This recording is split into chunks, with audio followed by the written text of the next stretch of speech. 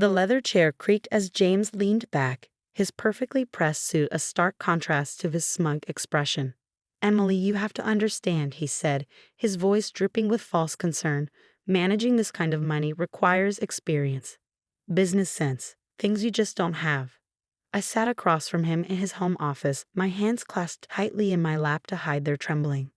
The inheritance papers from my grandmother's estate lay scattered across his massive mahogany desk. $12 million worth of assets, properties, and investments that he was so desperate to control. My name is Emily Chen, and at 42, I was watching my husband of 15 years try to manipulate his way into controlling my inheritance. The same man who had spent years subtly undermining my confidence, making me question my own judgment, was now showing his true colors in full force. "I've already spoken with our lawyer," James continued, straightening his tie with practiced precision. "The power of attorney paperwork is ready. Once you sign, I'll handle everything. You won't have to worry your pretty little head about it." The condescension in his voice made my stomach turn, but I kept my expression neutral. James had always been controlling, but he'd masked it well over the years. Small comments about my spending habits, suggestions that I shouldn't work because he made enough for both of us. Gentle criticisms about my decision-making that eroded my confidence bit by bit. But what James didn't know, what I'd made sure he didn't know, was that I wasn't the same naive woman he'd married 15 years ago. The past 6 months since my grandmother's passing had opened my eyes to things I'd been blind to for far too long. It started with a letter my grandmother had left me, along with the inheritance. "My dearest Emily," she'd written, "with this gift comes great responsibility, but also great opportunity. Trust yourself. You are stronger and smarter than they've led you to believe." Those words have struck something deep within me. My grandmother had always seen through James's facade, though she'd never directly criticized him. Instead, she'd spent years quietly preparing me for this moment, teaching me about investments, business, and most importantly, self-reliance. The day after I received the inheritance notice, I made an appointment with Sarah Chen, no relation, a financial advisor my grandmother had recommended. James didn't know about these meetings. I'd scheduled them during what he thought were my yoga classes. "Your grandmother was a shrewd businesswoman," Sarah had told me during our first meeting. "She built this fortune from nothing, and she chose you to carry on her legacy. Not your husband, not your cousins. You." Over the next few months, while James was busy plotting how to take control of my inheritance, I was quietly putting things in motion. Weekly meetings with Sarah, consultations with my own lawyer, not the family lawyer James had chosen, and careful documentation of every manipulative comment and action from my husband. I'd learned that James had been making inquiries about the inheritance before my grandmother's will was even read, speaking to financial advisors and lawyers about how to protect the assets. What he really meant was how to control them. Now, sitting in his office, watching him lay out his plans as if they were already set in stone, I felt a strange sense of calm. The fear and self-doubt he cultivated in me for years had been replaced by something stronger, certainty. "Are you listening, Emily?" James's sharp tone cut through my thoughts. "This is important. We need to get these papers signed before the estate is fully settled." I met his gaze, keeping my voice steady. "I hear you, James. You want power of attorney over my inheritance." He smiled, that practiced, patronizing smile I'd seen countless times before. "Exactly. You know, I only want what's best for us, for our future." What James didn't know was that I'd already secured my future without him. The meetings with Sarah hadn't just been about financial planning. We created a comprehensive strategy to protect my inheritance and my independence. 2 weeks ago, I quietly moved most of my personal savings to a new account at a different bank. The inheritance itself was already protected by an ironclad trust my grandmother had set up, one that explicitly prevented anyone else from gaining control without my consent. But the real surprise was something else entirely, something that would wipe that smug smile off James's face when he finally discovered it. "You seem distracted," James said, frowning slightly. "Is everything okay?" I nodded, standing up from my chair. "Everything's fine. I just need some time to think about all this. It's a big decision." He stood as well, coming around the desk to place his hands on my shoulders. His touch, once comforting, now made my skin crawl. "Don't overthink it, honey. You know I'll take care of everything." That night, As James slept soundly beside me, convinced his plan was working perfectly, I lay awake thinking about how different things would look in just a few days. The pieces were already in motion, set up carefully over months of quiet preparation. I thought about the moment James would realize what I'd done, how his carefully constructed facade would crumble. The thought both terrified and exhilarated me. The next morning, James was already in his office when I came downstairs. I could hear him on the phone, his voice carrying through the closed door. "Yes, everything's proceeding as planned," he was saying. "She'll sign the papers this week. No, she has no idea about any of it. Trust me, I know how to handle my wife." I felt a familiar twist in my stomach at his words, but this time it was accompanied by something else. Determination. I pulled out my phone and pressed record, adding yet another piece of evidence to my growing collection. Later that day, I met with Sarah in a small cafe across town. James thought I was at my book club. Another convenient excuse I cultivated over the months. "Everything's ready," Sarah said, sliding a folder across the table. "Are you sure you want to do this?" I opened the folder, reviewing the documents inside. Everything was there: bank statements, transfer records, and most importantly, proof of James's attempts to manipulate his way into controlling my inheritance. "I'm sure," I replied, closing the folder. "He's left me no choice." Sarah nodded, her expression serious. "The meeting with the estate lawyers is scheduled for tomorrow. James thinks it's just a routine signing, doesn't he?" "Yes," I said, taking a sip of my coffee. "He has no idea what's really going to happen." That evening, James was in an unusually good mood. He ordered takeout from my favorite restaurant, opened an expensive bottle of wine, and was being extra attentive. I knew what this was: his way of buttering me up before the meeting tomorrow. "I've been thinking," he said as we sat down to dinner. "After we get everything sorted with the inheritance, we should take a vacation. Maybe that trip to Europe you've always wanted?" I smiled, playing along. "That sounds lovely." He reached across the table to take my hand, his thumb stroking my palm in what he probably thought was a soothing gesture. "I know all this legal stuff has been stressful for you, but after tomorrow, you won't have to worry about any of it. I'll handle everything." I squeezed his hand gently, thinking about how different things would look in just 24 hours. "You're right, James. After tomorrow, everything will be different." As we got ready for bed that night, I watched him go through his usual routine, checking his phone one last time, setting out his clothes for tomorrow, meticulously arranging everything just so. James had always been about control, about maintaining the perfect image. "Big day tomorrow," he said, climbing into bed beside me. "Try to get some sleep." I lay there in the dark, listening to his breathing even out as he drifted off to sleep.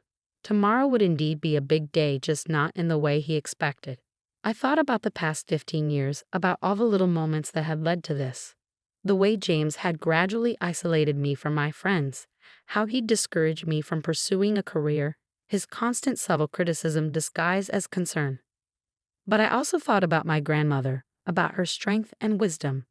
She'd seen this coming long before I had, and she prepared me for it in her own way. "Remember, Emily," she told me once, "true strength isn't about having power over others. It's about having power over yourself." Tomorrow, I would finally show James exactly what that meant. The next morning dawned bright and clear. I watched James get ready for the meeting, methodically knotting his silk tie and adjusting his cuffs. Every movement precise, controlled, just like everything else in his life. "Wear something professional," he said, eyeing my casual attire with disapproval. "First impressions matter, even if it's just a signing." I nodded, hiding my amusement at his assumption that this was just another signing.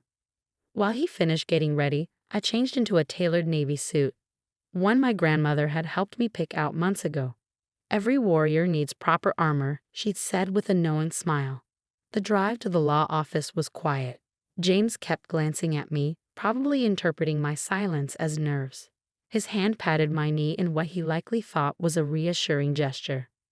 "Just follow my lead," he said as we pulled into the parking lot. "Let me do the talking." The law office of Morrison and Associates occupied the entire top floor of a sleek downtown building. As we stepped out of the elevator, I saw James's shoulders straighten, his game face sliding into place. He had no idea what was waiting for us behind those glass doors. "Mr. and Mrs. Preston," the receptionist greeted us with a professional smile. They're ready for you in the main conference room. James strode ahead of me, confident as always. But when we entered the conference room, his steps faltered. Instead of just the estate lawyer he expected, the long table was occupied by several people. Sarah Chen, my financial advisor, Marcus Wong, my personal attorney, and Catherine Morrison herself, the firm's senior partner. "What's going on?" James asked, his voice sharp. "I thought this was just a signing." "Please have a seat," Catherine said, gesturing to the chairs. "We have quite a bit to discuss." I took my seat at the head of the table, not beside James where he clearly expected me to be. His face tightened as he lowered himself into a chair, his knuckles white where they gripped the armrests. Catherine opened a folder in front of her. "Mrs. Preston has asked us to review some concerning matters regarding her inheritance and your recent attempts to gain power of attorney." James's head snapped toward me, his eyes narrowing. "Emily, what is this?" "Let me explain," I said, my voice steady despite my racing heart. "I know about everything, James. The calls to your lawyers about controlling my inheritance before grandmother even passed away. The consultations about having me declare financially incompetent. The offshore accounts you've been preparing." His face paled slightly, but he quickly recovered.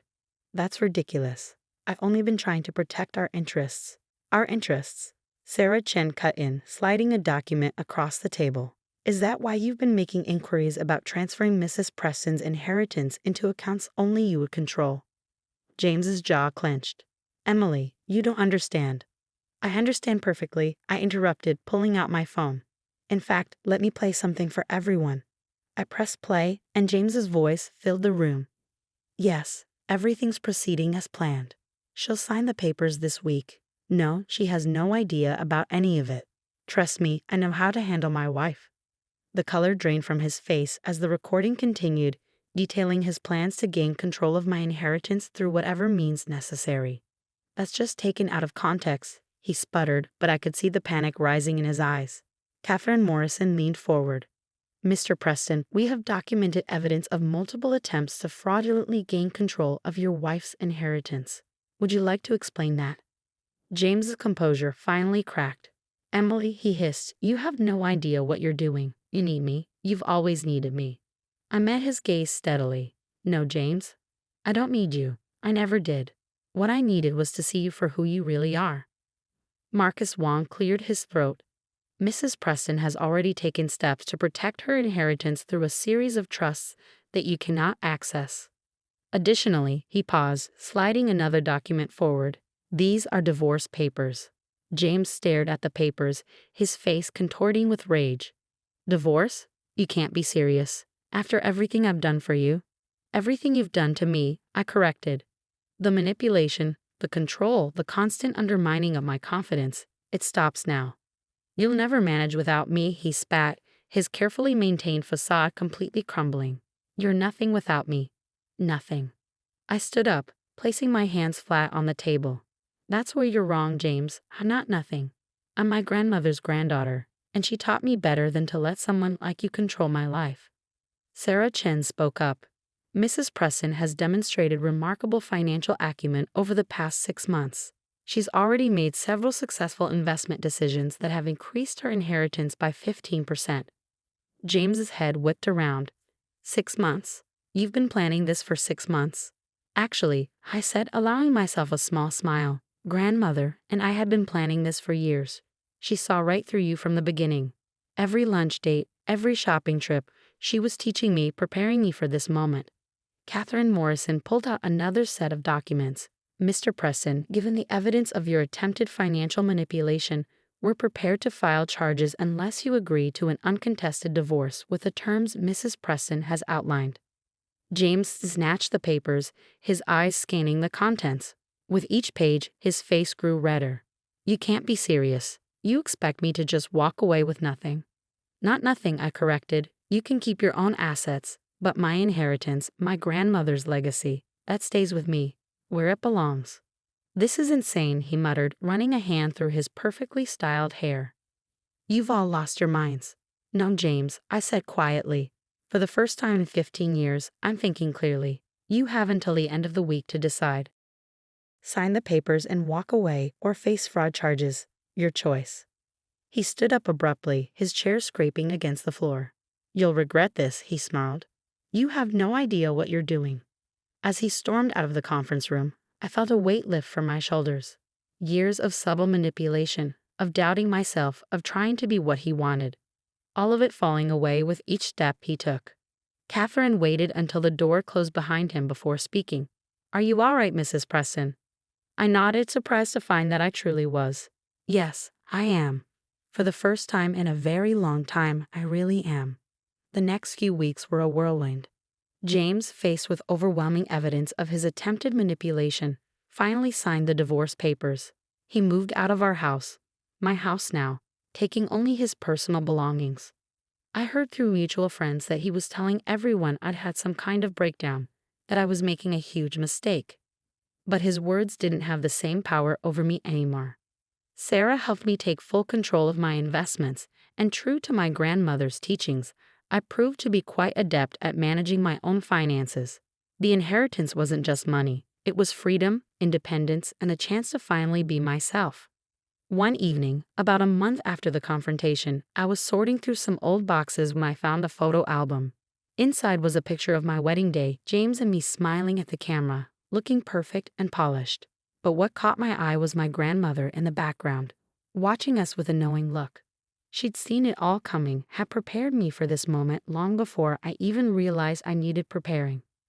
Her inheritance wasn't just about the money, it was about giving me the strength to stand on my own. I closed the album and walked to my home office, once James's domain, now my space.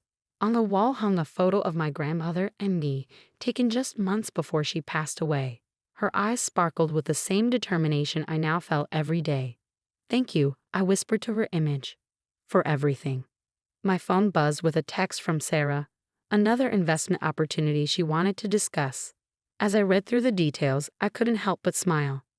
James had been so convinced I couldn't handle money, couldn't make decisions, couldn't survive without him. But here I was, not just surviving but thriving, managing my inheritance, making my own choices, and finally living life on my own terms. The future stretched out before me, full of possibilities I never would have imagined when I was caught in James's web of control. It wasn't always easy. Independence never is, but it was mine, and that made all the difference.